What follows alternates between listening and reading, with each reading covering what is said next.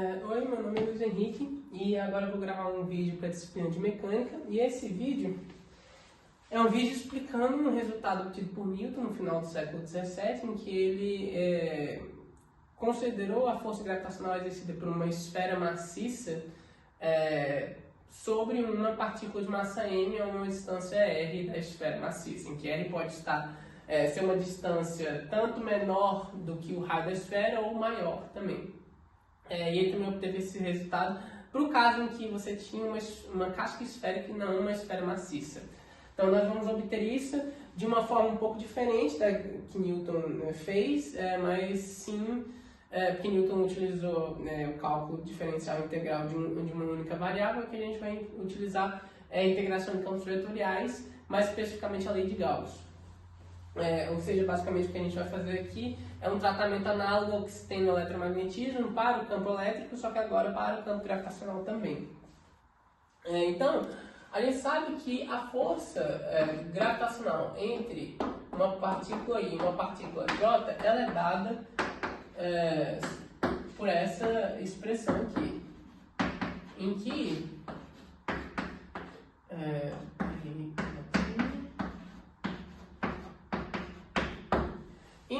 F e J, em que J está entre parênteses aqui, é a força exercida sobre a partícula I devido à partícula J, força gravitacional exercida sobre a partícula I pela partícula J, em que MI é a massa da partícula I e MJ é a massa da partícula J.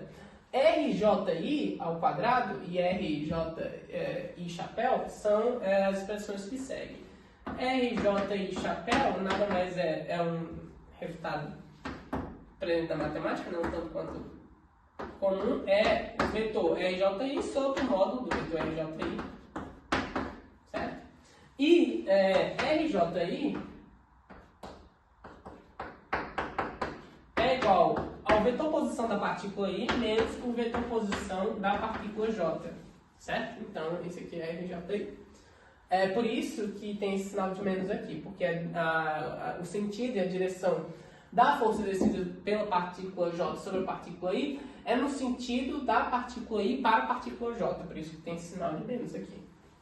Bom, então, a gente sabe que a força devida a uma partícula sobre outra partícula, no caso da partícula J sobre a partícula I, obedece a essa expressão aqui. No entanto, se aqui a gente está analisando somente a interação entre a partícula de massa MI e a partícula de massa MJ. Se a gente tiver outras várias partículas, a gente tem que considerar também a força exercida sobre, se a gente quiser analisar a força resultante sobre a partícula I, a gente tem que analisar também não só a força sobre a partícula I devido à partícula de massa MJ, mas também as forças exercidas sobre a partícula de massa MI devidas às outras partículas, né? E aqui a gente só está considerando o caso em que se tenha forças do tipo gravitacional.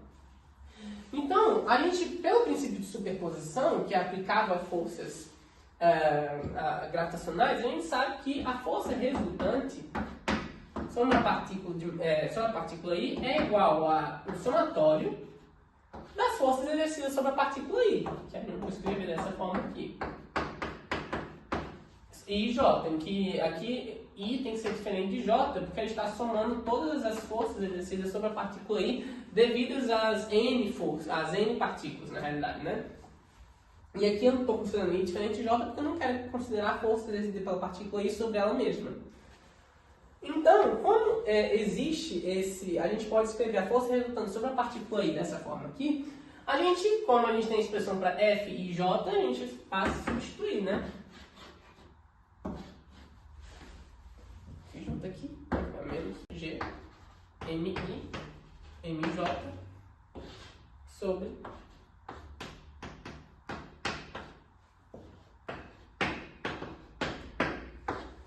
então nós temos que a força resultante sobre a partícula I é o somatório de menos G, MI, MJ, RJI chapéu, sobre RJI, módulo do vetor RJI ao quadrado. É claro que a gente tem que MI é constante, aqui eu tinha esquecido, mas I é diferente de J, né? O MI é constante porque esse MI aqui está associado à massa da partícula I, que está presente em todas as forças exercidas sobre a partícula I, né? Porque a gente está considerando pares de forças diferentes Mas em cada um desses pares a gente sempre vai ter a partícula de massa MI. Então MI aqui é basicamente uma constante, assim como o G. A única coisa que varia é o MJ, porque o MJ varia para cada uma das partículas, né? Então, por exemplo, o M, a massa da partícula 4, em que J aqui é igual a 4, é diferente da massa da partícula 5, em que J aqui é 5, por exemplo. E aqui é a mesma coisa para o vetor posição, porque aqui o J vai variando, né?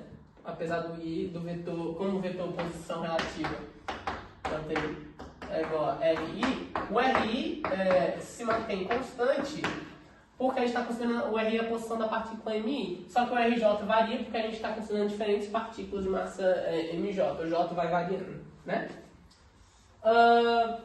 Tranquilo. Então, vamos agora, a gente tem uma definição que é basicamente o seguinte: a força resultante sobre a partícula de massa MI, sobre a partícula I, é igual a um vetor sobre a partícula de massa MI, sobre a massa MI, quer dizer, que é igual a isso aqui dividido por MI, que é igual ao somatório de menos G MJ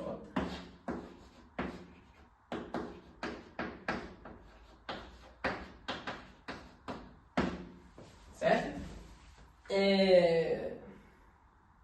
Ou melhor, aqui é o contrário, perdão. Aqui é G e aqui é o F.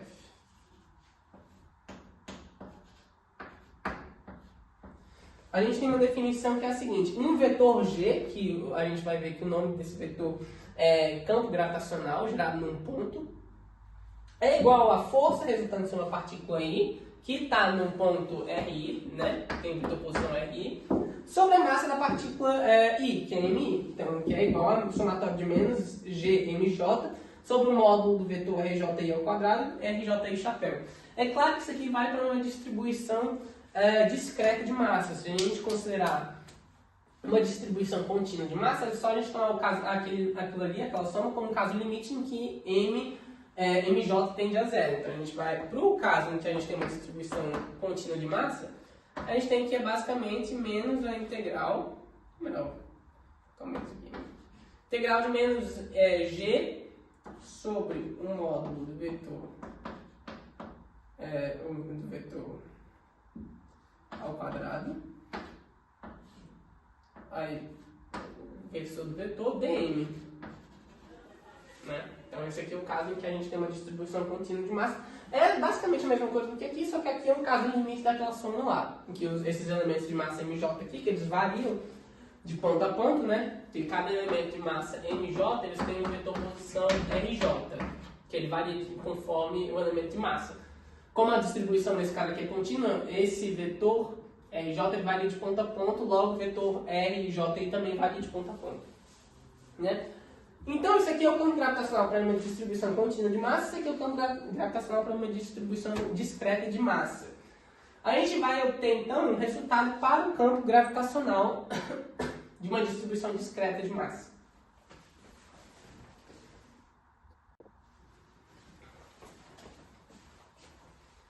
Bom, para a gente obter esse resultado que a gente quer, a gente vai considerar primeiro o seguinte: vamos considerar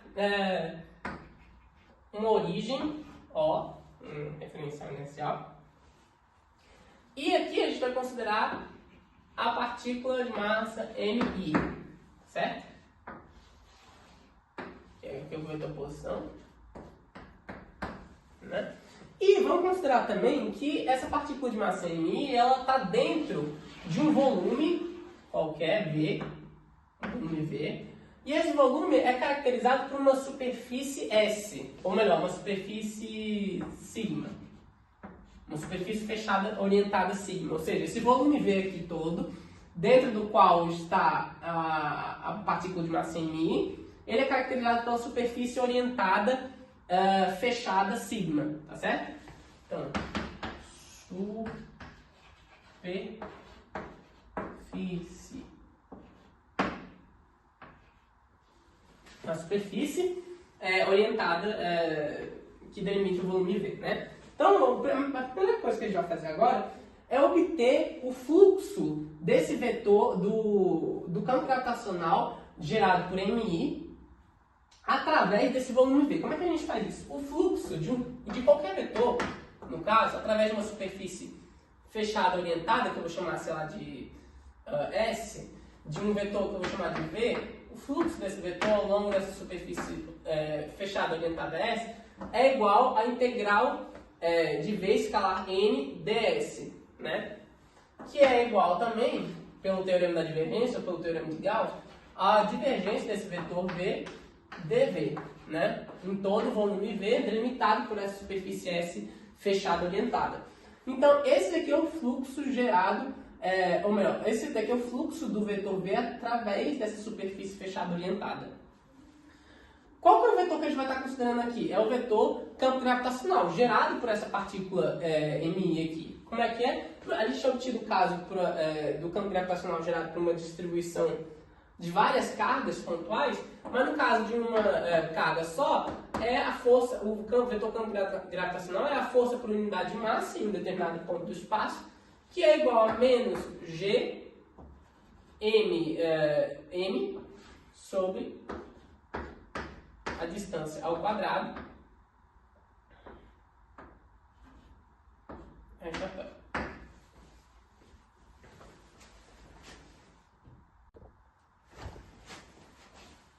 em que, é claro, aqui a gente tem que considerar essa distância aqui, esse versor, essa distância aqui, é claro, é o módulo ao quadrado do vetor R, né? Esse versor aqui é esse vetor R aqui dividido pelo módulo dele. Esse vetor R aqui, ele é basicamente esse vetor aqui, o vetor que parte de onde está a partícula de massa MI até um ponto qualquer da superfície, que eu considerei aqui, ou podia estar em qualquer outro ponto dessa superfície aqui, que é o vetor R. Bom, esse vetor R, é claro, a gente pode considerar ele como sendo a subtração de vetores, né? Esse daqui eu vou chamar esse daqui de ponto K, por exemplo, ponto K da superfície. Esse vetor aqui é o RK. Então eu tenho que o R é o RK menos o RI, né? Mas só para ficar mais simples eu vou deixar só o R. Mas beleza. Esse aqui é o campo gravitacional gerado pela partícula de massa MI em algum ponto aqui da superfície que a gente está considerando, a superfície orientada fechada, né? Então vamos jogar essa expressão aqui, esse vetor aqui, nessa expressão aqui, para a gente calcular o fluxo gerado, o fluxo do campo gravitacional gerado por essa partícula de massa MI através dessa superfície sigma. Então vai ficar o fluxo é igual a integral de superfície ao longo de toda a superfície sigma de G escalar N chapéu é a normal em um determinado ponto da superfície, ou seja, em cada ponto dessa superfície aqui, cada ponto pode ser descrito pelo vetor área, que é igual a normal ds, né?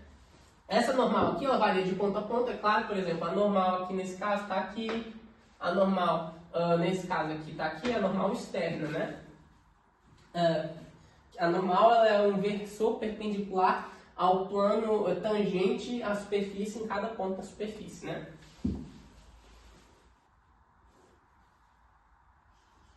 Bom, G escalar N chapéu ds, né? Vamos substituir essa expressão de G que a gente achou aqui. Então, isso aqui menos G M sobre R chapéu escalar N chapéu ds, certo? Esse aqui é o fluxo do campo gravitacional gerado por essa partícula de massa MI através dessa superfície sigma, né? Só que, por definição, a gente tem o seguinte resultado.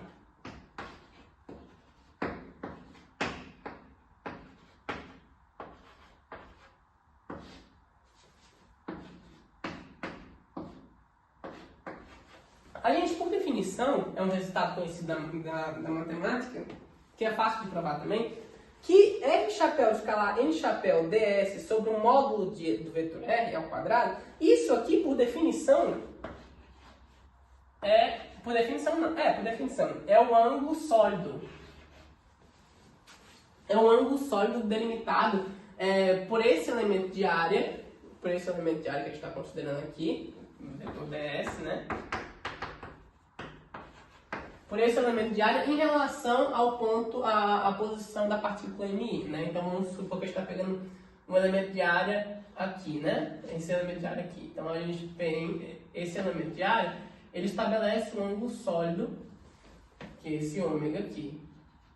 Mas como aqui o elemento de área que a gente está considerando é um elemento infinitesimal, que é um ds, e aqui é um n chapéu, né?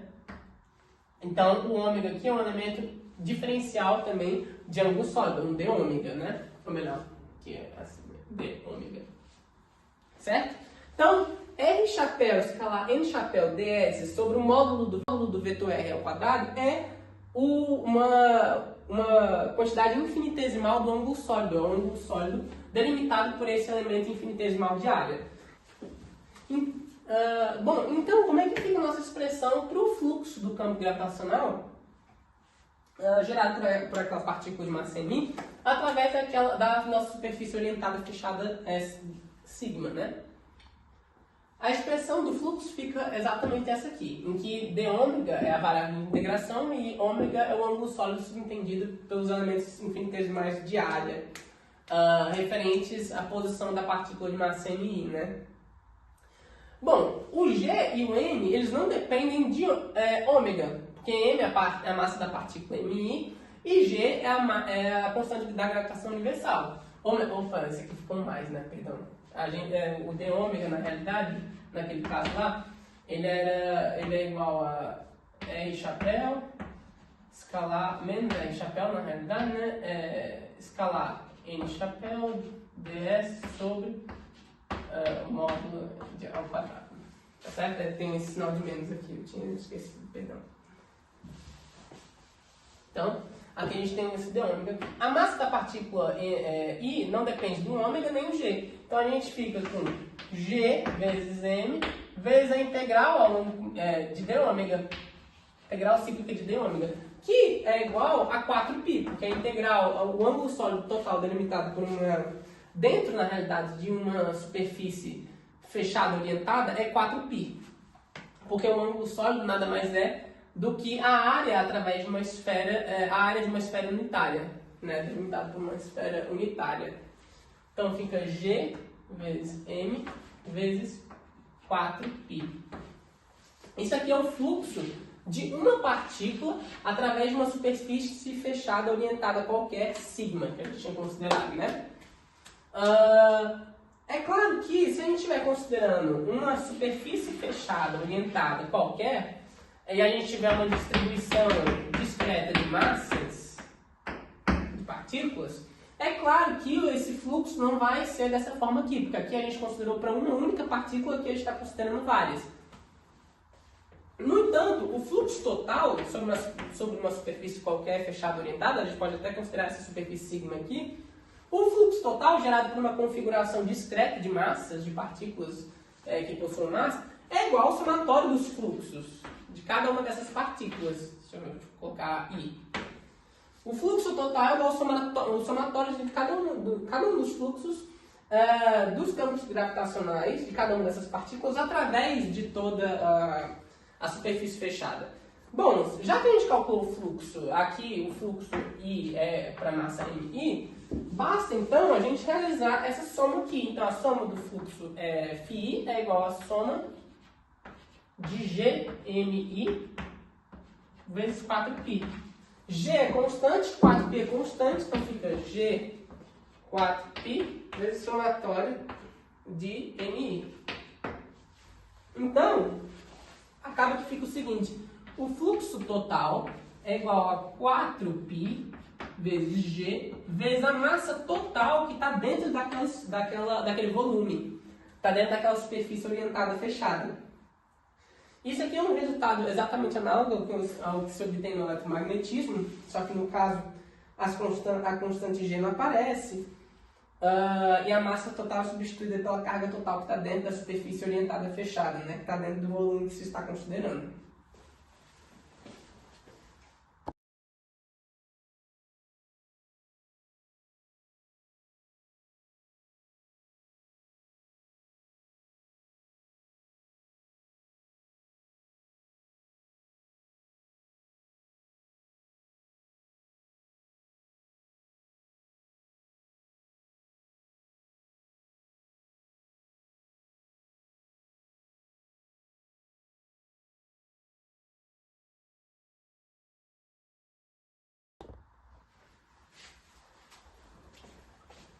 Bom, conforme a gente tinha visto antes, a força gravitacional num ponto qualquer, ela é igual à massa,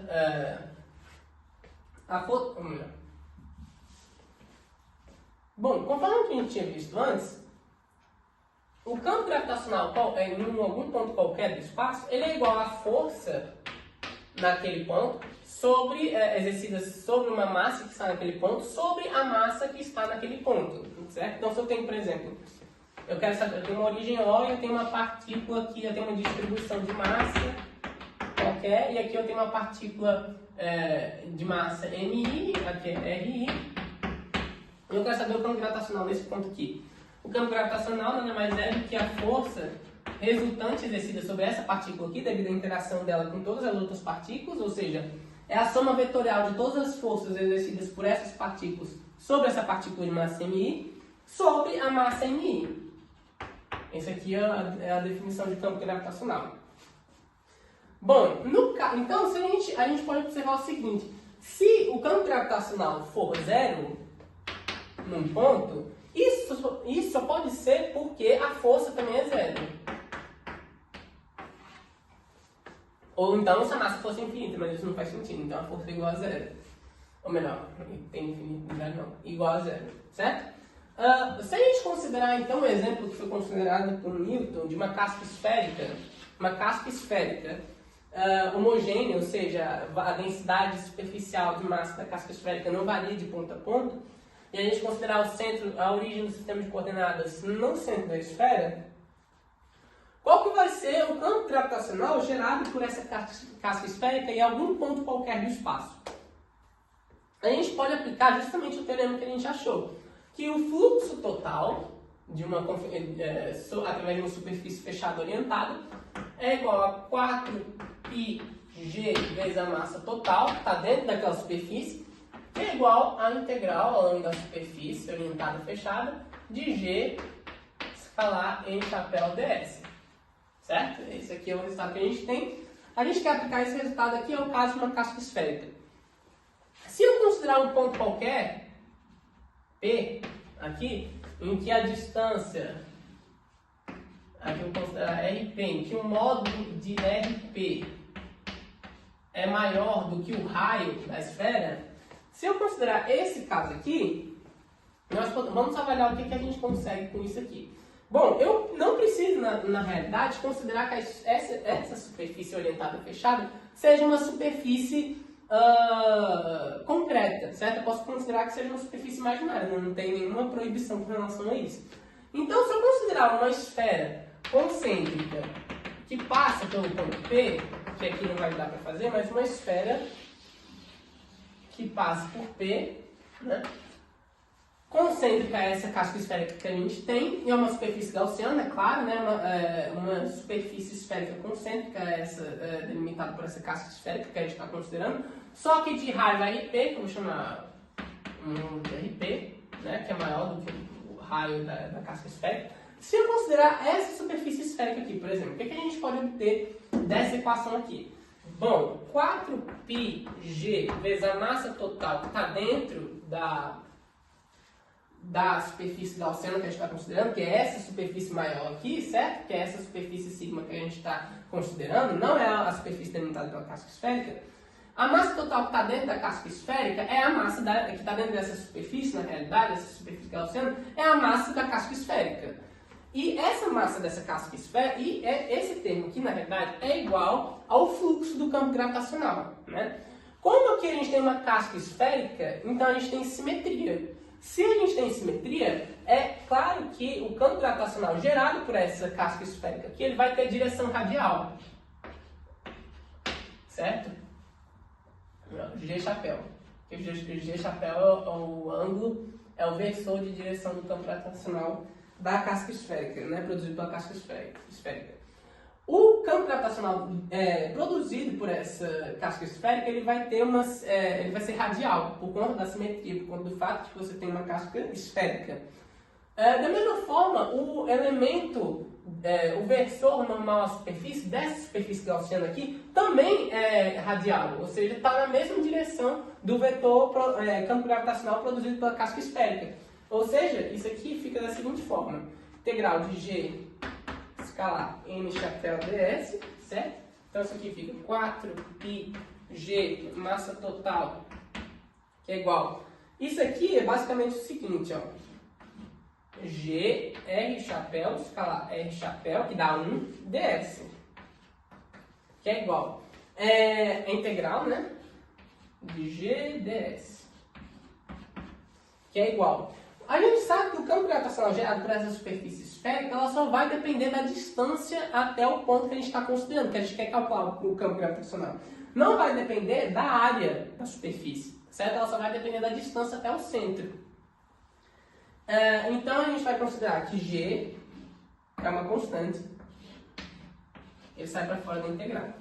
Então fica basicamente que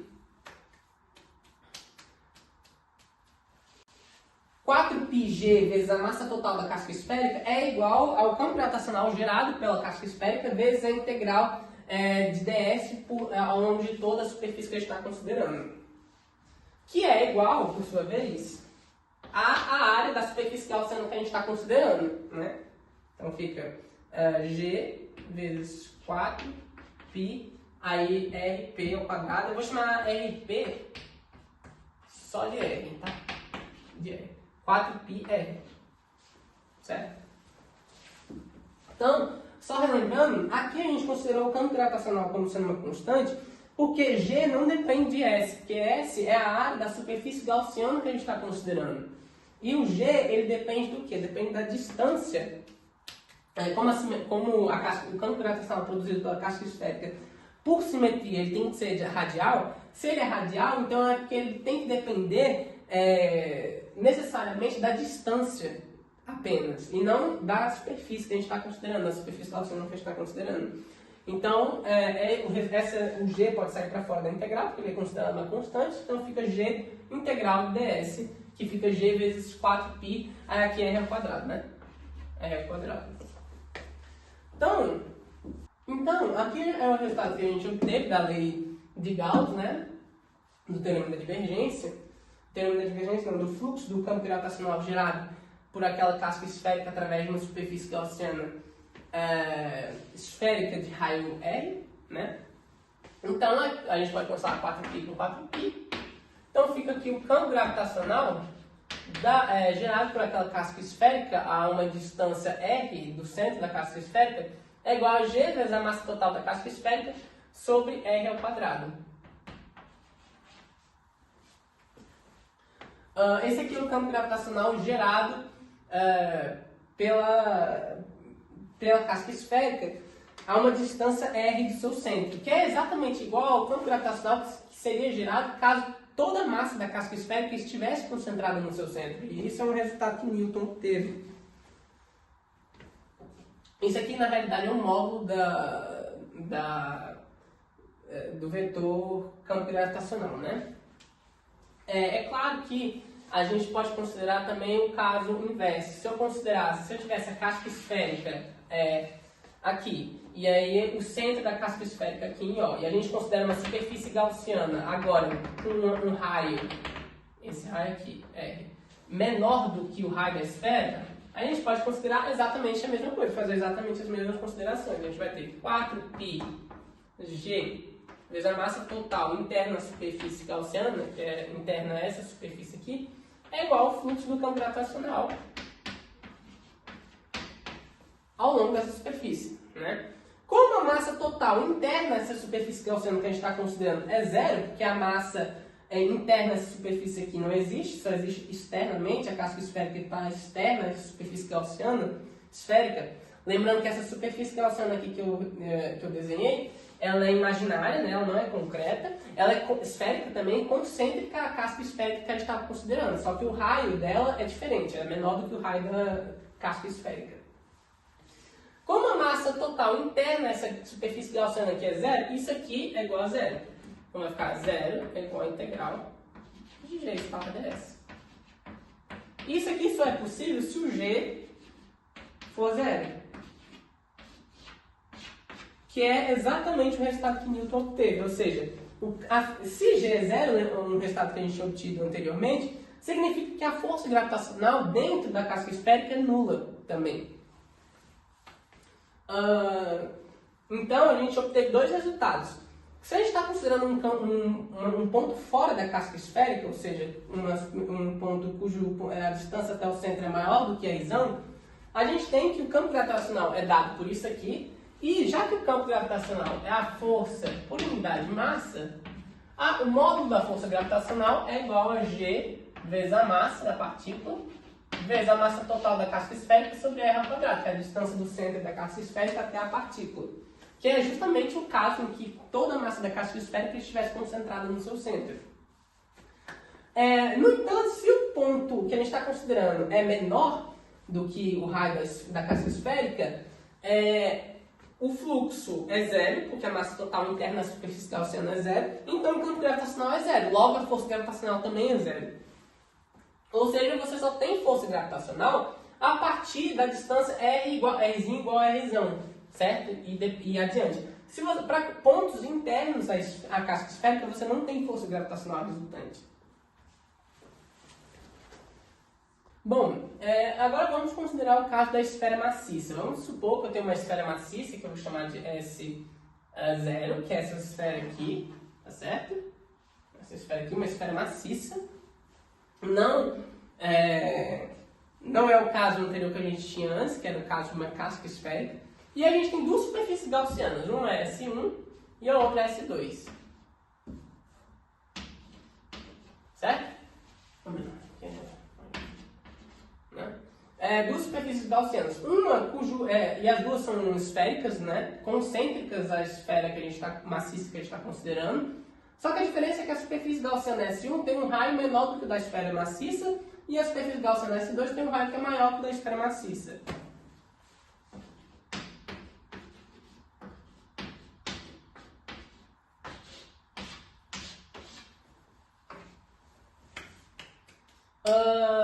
Já que a superfície, se a gente está considerando, lembrando os resultados que a gente obteve do fluxo do campo gravitacional, se a gente considerar essa esfera gaussiana aqui, cujo raio é maior que o raio da esfera maciça, a gente vai obter exatamente o mesmo resultado. 4π vezes g vezes a massa total interna da superfície gaussiana, que é igual à massa da casca da superfície esférica, né? Da esfera maciça, é igual ao fluxo do campo gravitacional. Né? Então, 4πg vezes a massa total, que é a massa da esfera maciça, é igual ao fluxo do campo gravitacional, que a gente realizando o mesmo raciocínio que a gente teve para a casca esférica, tem que ser radial por conta da simetria da esfera maciça, e o campo gravitacional, o módulo do campo gravitacional não vai depender de ds, não depende da área, né, da superfície gaussiana, então vai ficar g vezes 4π R2 ao quadrado. 4π corta com 4π, então fica g vezes a massa total da esfera maciça sobre R ao quadrado, que é igual ao módulo do campo gravitacional gerado, e o campo gravitacional, por sua vez, é igual à força gravitacional por unidade de massa. Né? Então, para a gente obter a força exercida pela esfera maciça por uma esfera, ou melhor, sobre uma partícula de massa m, que está a uma distância R2 do centro da esfera maciça, é só a gente multiplicar essa expressão aqui por m, que é a massa da partícula. Que é justamente o resultado também que Newton teve e que condiz com o resultado também da casca esférica. Justamente porque a gente pode considerar a esfera maciça como sendo a integração de várias cascas esféricas de espessuras infinitesimais. No entanto, se a gente considera agora o caso em que a gente tem a superfície gaussiana S1, cujo raio da superfície gaussiana é menor que o raio da esfera, a gente pode fazer as mesmas considerações. 4πg vezes a massa total interna à superfície gaussiana que a gente está considerando, ou seja, a massa total que está contida aqui, dentro dessa superfície esférica concêntrica, a esfera maciça S1, é igual ao fluxo de G escalar ds. Como a gente tinha, como eu acabo de informar, a esfera maciça é o caso limite, o caso limite da soma de várias cascas esféricas de espessuras infinitesimais. Então eu posso considerar essa região aqui, que está entre essa distância daqui e essa distância daqui, essa região aqui como sendo várias cascas esféricas. E como elas estão externas à superfície gaussiana, elas não exercem força em nenhum ponto aqui, interno a essa superfície gaussiana, certo?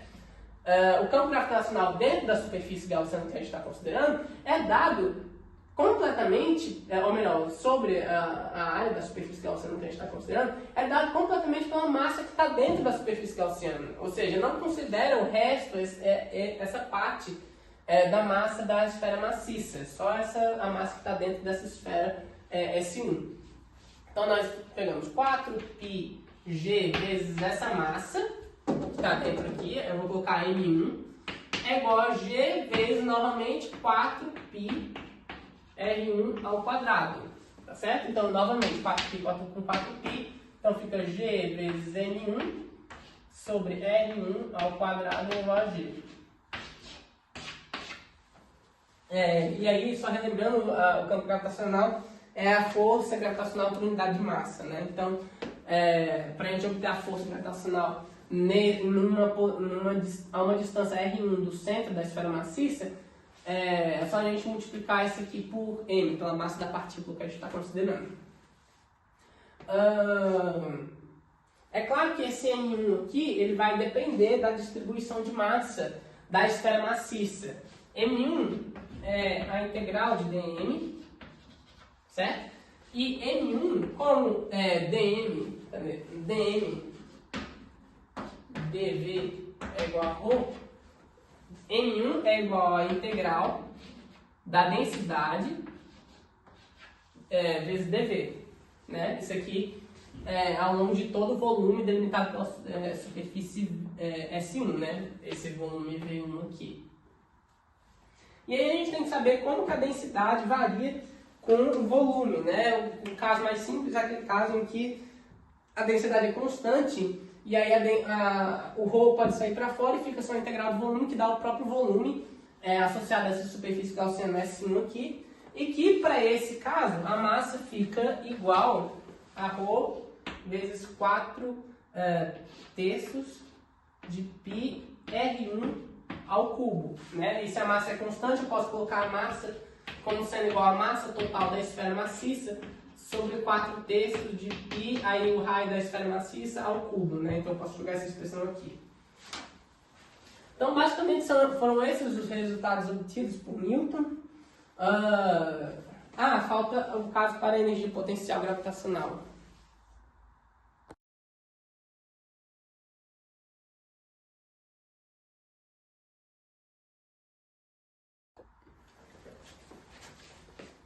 Só um detalhe só interrompendo o vídeo um pouquinho, só um detalhe que eu esqueci de mencionar, que eu fiz errado no caso.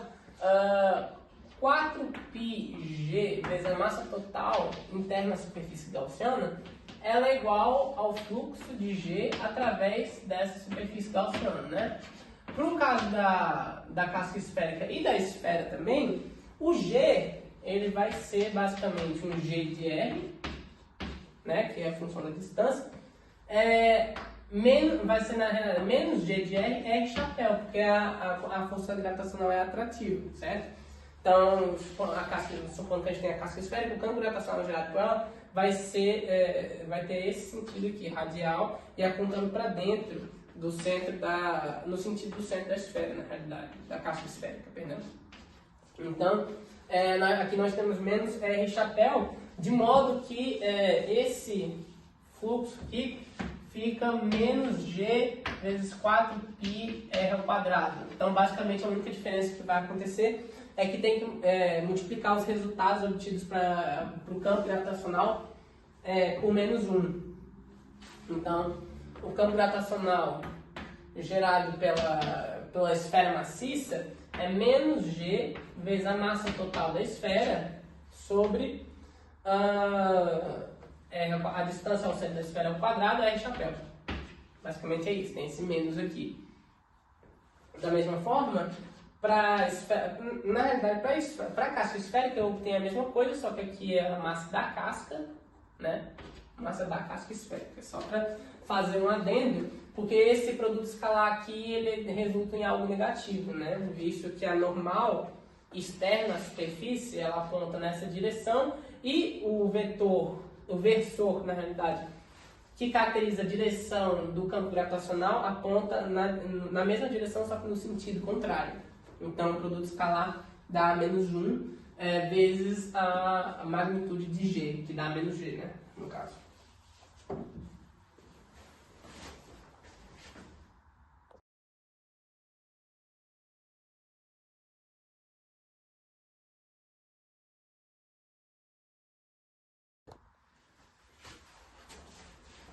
Então, só para a gente terminar o vídeo, a gente vai obter as expressões das energias potenciais associadas às forças que essas cascas esféricas e que a esfera maciça também exerce sobre uma partícula que está a uma distância r do centro da casca esférica ou do centro da esfera maciça, né? Para o caso em que a gente tem um ponto externo à esfera ou externo à casca esférica, a força resultante sobre uma partícula de massa m que está a uma distância r do centro da esfera, da casca esférica, aqui uma partícula de massa m, a força é dada por isso aqui, né? Em que m, no caso da casca esférica, é a massa da casca esférica, e no caso da esfera maciça é a massa da esfera maciça, né? Para a gente obter a energia potencial gravitacional de interação entre a força exercida pela casca esférica ou pela esfera maciça sobre a partícula de massa m, é só a gente igualar a força a menos o gradiente da energia potencial, porque a força gravitacional é uma força conservativa. Então, e isso aqui, relembrando, é a massa m vezes o campo gravitacional gerado pela esfera maciça, ou então, no caso dessa casca esférica, o campo gravitacional gerado pela casca esférica, né? Ambos tendo essa direção aqui para o caso em que a gente está considerando o ponto externo da casca esférica e a esfera maciça também, né? Então, o menos gradiente de U, como a força só depende do inverso do quadrado da distância, e isso aqui tudo é constante, vai ficar menos du dr, R chapéu, certo? Então, nós vamos ter que du é igual a du dr, que é igual a menos, ou melhor, G mzão m sobre R ao quadrado dr, né? E agora eu vou integrar para obter a energia potencial total de 0 a U. E aqui de 0 a E, eu estou considerando, G mzão mzinho sobre R ao quadrado dr na realidade, né? Isso aqui é igual a U, certo? Isso aqui é G mzão mzinho de 0 não aqui, perdão. Aqui 0 não, aqui é infinito, né? Porque a gente está considerando que a energia potencial no infinito é igual a 0, né? Então, se aqui o limite de integração inferior é para a energia potencial igual a 0, energia potencial de interação, a energia potencial de interação é igual a 0 somente no infinito, é uma convenção, já que o zero de energia potencial pode ser, ele é arbitrário, né? Então, fica G mzão vezes mzinho, vezes, aqui vai ficar menos 1 sobre R, né? E aqui Rzinho aqui infinito, né? Eu vou inverter os limites de integração e multiplicar aqui por menos 1. infinito aqui é. Então fica basicamente o seguinte. A energia potencial de interação entre a casca esférica e a partícula de massa M, ou entre a esfera maciça e a partícula de massa M, quando a partícula de massa M está externa, tanto a casca esférica quanto a esfera maciça, é menos Gm sobre R, que é justamente o resultado obtido caso toda a massa estivesse concentrada no centro, tanto por parte da casca esférica quanto por parte da esfera maciça. Agora, vamos ver por último, por fim, o último cálculo, vamos ver por último o caso em que há um ponto interno. Vamos supor primeiro no caso da casca esférica, né? Como em relação ao ponto interno, o campo gravitacional é nulo, logo a força gravitacional é nula também, e isso aqui deve ser igual a menos o gradiente da energia potencial, que é igual, como isso aqui só depende da distância, menos du dr, R chapéu, logo du dr é igual a zero. Isso aqui só é possível se U for uma constante. Então, no caso de uma casca esférica, se a gente tem uma massa, aqui está o centro da casca esférica, a gente tem uma massa aqui, interna, né? A energia potencial dessa massa interna, a qualquer distância do centro da casca esférica, é igual a uma constante, ela não varia, não depende da distância até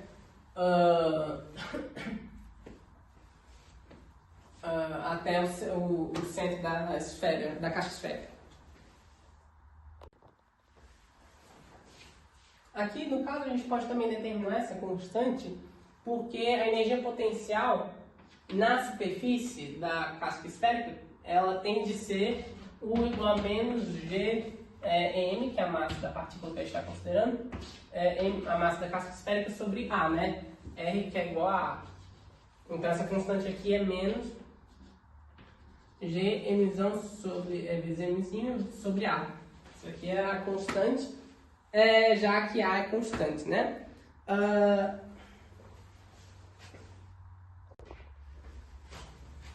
Bom, para o caso da esfera maciça, em que a gente tem uma massa interna à esfera maciça, a força é igual a menos G vezes a massa da partícula que a gente está querendo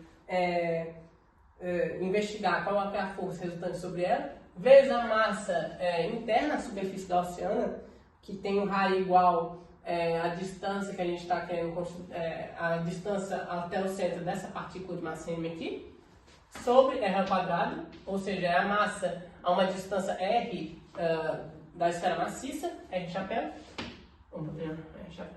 Isso aqui é menos o gradiente da energia potencial, e como está R chapéu aqui a força depende do inverso do quadrado da distância, é menos du dr R chapéu. Então nós vamos ter du é igual a du dr, que é igual a menos, ou melhor, Gm vezes essa massa sobre R ao quadrado dr. Então, integrando du de U total a zero é igual a integral de R infinito aqui, né? Ou melhor, de R a A. Aqui eu vou considerar a integração de U a A, certo?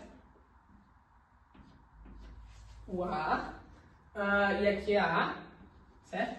E aqui G, M, Mzão sobre R ao quadrado dr. A gente não consegue realizar essa integração, só essa daqui no caso, né? Isso aqui fica U menos U de A, em que U de A é a energia potencial uma distância em cima do raio, né? Que fica menos G Mzão sobre A, né? A gente não consegue realizar essa integração aqui justamente porque a massa que está interna a casca esférica, ela depende da distância até em geral, ela depende da distância até o centro da esfera maciça. Então a gente não consegue realizar essa integração. É claro que se a densidade é constante, a gente tem como que essa massa varia com R, né, já que a massa sobre o volume é constante, que é igual à densidade, então a gente consegue realizar essa integração aqui facilmente.